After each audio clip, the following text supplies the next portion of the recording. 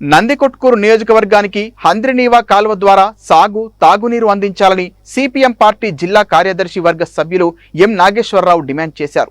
శనివారం నందికొట్కూరు మండలం మల్యాల గ్రామం హంద్రినీవా పంప్ హౌజ్ను మరియు విస్తరణ పనులను సిపిఎం పార్టీ నాయకులు టి గోపాలకృష్ణ, ఎం కర్ణ, ఉస్మాన్ బాషా సిపిఎం బృందం పర్యటించారు. ఈ సందర్భంగా ఎం నాగేశ్వరరావు మాట్లాడుతూ శ్రీశైలం ప్రాజెక్టుకు మరియు పోతిరెడ్డిపాడు ప్రాజెక్టుకు, హంద్రినీవా ప్రాజెక్టుకు, ముచ్చుమర్రి దగ్గర ప్రాజెక్టు నిర్మాణం కోసం నందికొట్కూరు నియోజకవర్గంలోని అనేక గ్రామాలు, వేలాది ఎకరాల భూములు నీటిలో మునిగి సర్వం త్యాగం చేసిన ఈ ప్రాంతానికి సాగు తాగునీరు అందించకుండా పాలక ప్రభుత్వాలు సుదూర ప్రాంతాలకు అనంతపురం, కడప, చిత్తూరు తదితర ప్రాంతాలకు ఈ నీటిని తరలించుకుపోతున్నారని వారు ఆరోపించారు.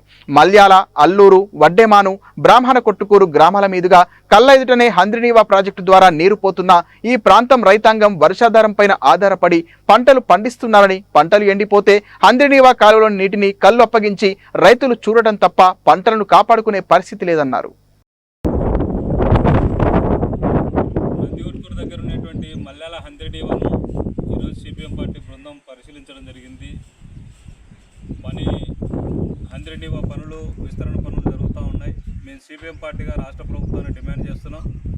ఈరోజు నారా చంద్రబాబు నాయుడు గవర్నమెంట్ సమ్మినటువంటిది ఎక్కడ సమ్మినటువంటి గోదావరి నీళ్ళని తీసుకొని వచ్చి పానకచెరువులో కలుపుతాం, దానికి 1000 కోట్ల రూపాయలు ఖర్చు పెడతామని చెప్తున్నాడు. 81,000 కోట్ల రూపాయలు ఖర్చు పెట్టి రాయలసీమ ప్రాంతానికి సాగునీరు తాగునీరు ఇస్తామని చెప్పి చెప్తా ఉన్నాడు. అది సాధ్యంగానటువంటిది, ఆచరణ సాధ్యంగానటువంటి చంద్రబాబు నాయుడు చెప్తున్నాడు. ఇప్పుడు ఆయన వయసు అయిపోయింది, ఆయన పదవి కూడా అయిపోతుంది, కానీ నీళ్లు మాత్రం రావు. రాయలసీమ మాత్రం కరువు నుంచి బయటపడేటువంటి పరిస్థితి ఉండదు.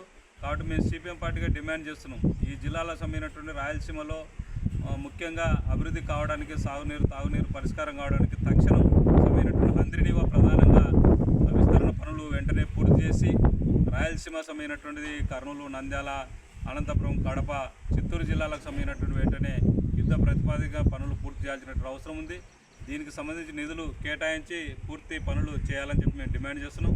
రెండోది, హంద్రినీవా పనులు సమ్మినట్టు జరుగుతున్నాయి. ఇప్పటికైనా ఇక్కడ లోకల్గా పాలకులు సమ్మినటువంటిది మంత్రులు కానీ ఎమ్మెల్యేలు కానీ వెంటనే స్పందించి లోకల్గా నందికొట్కూరు నియోజకవర్గానికి ఇప్పుడు మల్యాల హంద్రినీవా ఉంది, కానీ మల్యాలలో ఉన్నటువంటి రైతులకు, భూములకు నీళ్లు లేనటువంటి పరిస్థితి.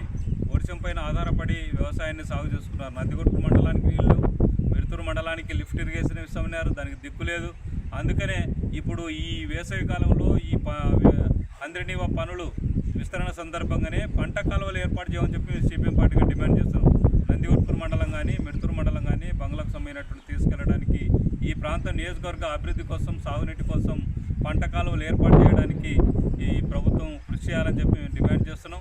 అదేవిధంగా ఈ జిల్లాలో సమ్మినటువంటిది పోతిరెడ్డిపాడు సమ్మినటువంటిది మన పానకచెర్ల కాటికి గోదావరిని తీసుకురావచ్చు, కానీ ఇక్కడ గుండ్రేవుల దగ్గర ప్రాజెక్టు నిర్మిస్తే కేసు కెనాల్కు 2 కార్లకు నీళ్లు రావడానికి అవకాశం ఉంటుంది. కేవలం 1500 కోట్లు ఖర్చు పెడితే గుండ్రేవుల ప్రాజెక్టు పూర్తవుతుంది, వేదావతి ప్రాజెక్టు పూర్తవుతుంది.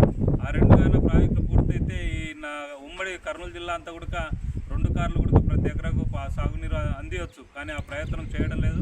కాబట్టి మేము డిమాండ్ చేసేది ఏమంటే, హంద్రినీవా పనులు జరుగుతున్నాయి, ఇప్పుడు నాణ్యత లేవు, అవి సమయమైనటువంటిది. విస్తరణ పనులు కాంట్రాక్ట్ యొక్క దోపిడీ జరుగుతూ ఉంది, దాన్ని అరికట్టాల్సినట్టు అవసరం ఉంది. దానిపైన నిఘా అధికారులు, ఉన్నత స్థాయి అధికారులు విచారణ చేసి అవినీతికి ఎవరికి పాల్పడినారో, నాణ్యత లేకుండా చేసి చర్యలు తీసుకోవాలని చెప్పి సిపిఎం పార్టీగా మేము